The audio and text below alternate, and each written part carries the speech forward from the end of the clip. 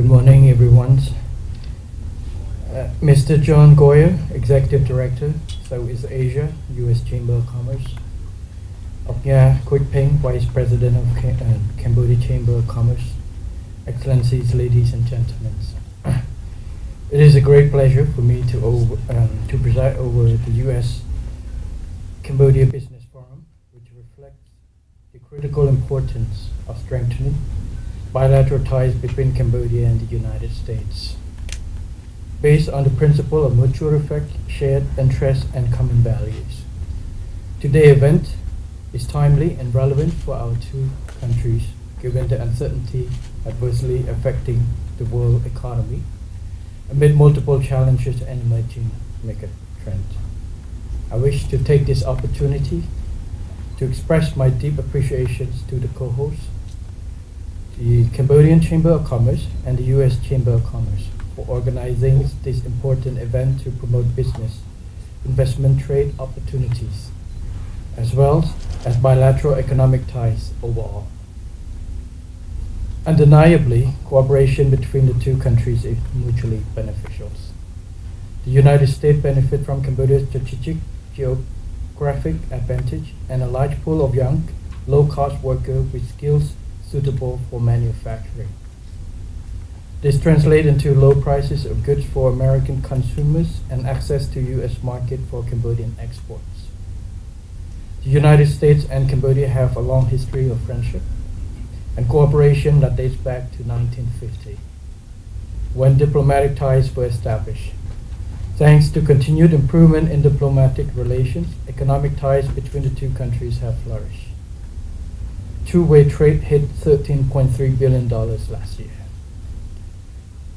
And the United States remains Cambodia's largest export market, especially for garments, textile, footwear, and travel goods.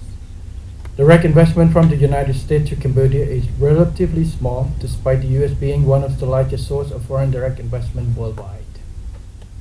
In Cambodia, direct investment from the U.S. rose from $225 million in 2010 to $893 million last year. U.S. multinationals recently investing in Cambodia include Ford, Coca-Cola, Tiffany, General Electric, reflecting a growing size of Cambodian market and sustained growth in people's income. Excellencies, ladies and gentlemen, with full peace, Cambodia has firmly maintained order, security, social safety, and political stability. Like the United States, Cambodia believes in freedom and is rooted in democracy as enshrined in our constitutions. The royal government of Cambodia is fully committed to multi-party democracy and respect for human rights. For foreign investors, a politically stable country with a fast-growing economy is an attractive destination. In light of the global hardship caused by the COVID pandemic, the royal government of Cambodia has proven that Cambodia is more than just resilient and victorious in battles. As one of the first fully vaccinated countries, we reopened early, and despite global economic turmoil, Cambodia is making significant strides with growth forecast to reach 5.6% this year. Excellencies, ladies and gentlemen, with the aim of becoming a high-income country by 2050, the royal government of Cambodia has laid out its Pentagon strategy as socio-economic development agenda for the next 25 years. It has 5 priorities: people, roads, water, electricity, and technology. To address the fourth industrial revolution and the digital revolutions, the strategy has a strong focus on development human capital and digital technology. I wish to stress that the main objective of the Pentagon strategy are twofold. On the one hand, to maintain the momentum of peace, sustain growth and development in general. On the other, to reinforce the foundation for accelerating inclusive national development by building resilience in 5 priority areas: the public sector, the economy, the financial sectors, humans and social capital, and the environment, including climate change, as Chou Kh has briefly described about. With this commitment to strong inclusive institutions, the royal government will accelerate reforms and introduce measures to address structural issues and challenges that Cambodia has faced in the past, especially with business and investment climate. This has often been cited as one of the main challenges to Cambodia's competitiveness in the global market. To this end, the royal government of Cambodia is focusing on 6 important matters. 1. Streamlining administrative procedures. 2. Cutting transport and logistic costs. 3. Improving infrastructure such as roads, bridges, ports, airports, railroads, and power supply to facilitate connectivity and trade. At the end of this year, we're going to open 2 major airports in Cambodia, one in Siem Reap and one early next year in Phnom Penh to facilitate all this growth. 4. Promoting vocational and skill training. This is quite important. Human resources is a key to attracting and adapting our economy to the new changing world. 5. Improving good governance. 6. Introducing a modern and liberal investment law. This law includes incentives to attract quality investment in priority sectors such as technology, automotive, electronic, green energy, and health care.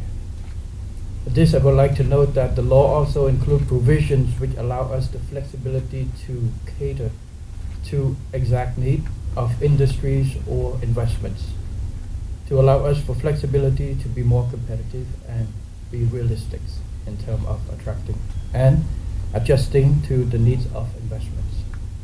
In addition to the reform, the royal government of Cambodia will intensify its dialogue with the business community through regular forums involving public and private sectors. Presiding over this forum from this year, I will listen to the challenges, concerns, and suggestions raised by domestic and foreign businesses and investors, and seek to provide effective solutions and responses.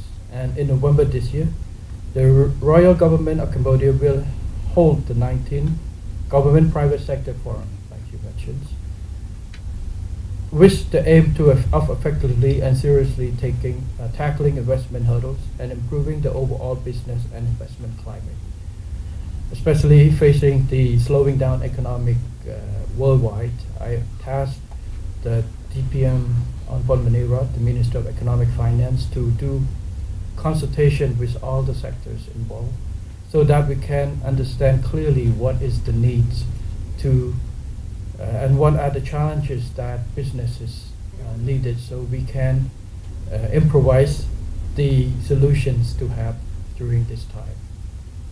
Excellencies, ladies and gentlemen, the world economy is interconnected and increasingly interdependent. One economy's health can rapidly be affected by other economies, mainly through connectivity, especially in the areas of trade and investments. This suggests that it's beyond doubt that constantly increasing cooperation among countries in trade, investment, and other forms of collaborations will benefit us all. Cambodia continues to expand its market by integrating into global supplies and value chains, and through free trade agreements. These are both bilateral and multilateral. Bilateral mechanisms such as the ASEAN Free Trade Agreements, the Cambodia-China Free Trade Agreement, the Cambodia-Korea Free Trade Agreement, the Regional Comprehensive Economic Partnership, or RCEP. These serve as export gateways to larger markets for goods made by U.S. companies in Cambodia. Before ending my remark, I would like to invite U.S. investors and business people to visit Cambodia. And early this year, I have an opportunity to meet the delegation from the U.S. organized by U.S. Business Council and ASEAN Business Council. I'd like to see that this will happen regularly, and be happy to meet you and welcome you again in Cambodia at my new capacity in the government. And I hope that you find Cambodia as many opportunities to investment and learn more about our economic and investment potential opportunities. There's no, in Cambodia we say, seeing one time is better than hear 1,000 times. So please come visit us. For investment in Cambodia, the royal government is committed to ensuring a conducive environment for business operation and expansions. We are addressing challenges, both old and new, to accelerate the full development of the private sector as key government partner to promote inclusive development for mutual benefit and shared prosperity. For this, if you know my background, I study economic, and usually I am not really a big on the government intervention in the market. So, but it has to be regulated, whether it's private sector self-regulations or government do. The private sector can be a more active role in regulating. For business, I believe that business know about business better than governments. The role of government is to support. We're providing framework and providing the necessary incentives to support the functioning. As my new government, I have consulted with private sector in Cambodia to see how we can be a more active partners. How can private sectors not just being advisors or give us ideas, but also when we have agreement can help us to implement. Two, as a, I guess, enforcer of the agreement between the government and so the government, if the private sector is functioning more perfectly, is better, more competitive environment, the government will take back step and less involved. This is my view. So we hope that private sector could be of a more partner for us, and the new mechanism and new drive in the futures, we hope that we can be of a better, more active role. Is in our saying that sing together, act together, and responsible together. So that is our concept in the futures, and we want to see this role of private sector become more engagement. And to conclude, I wish the U.S.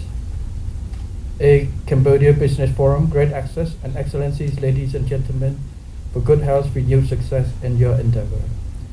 And my apologies, there's a certain request for meeting, but because I have to run for the UN, cannot meet. But we hope that your engagement here, you have chance to talk with our Cambodian businesses and the US businesses, can meet each other, make connections,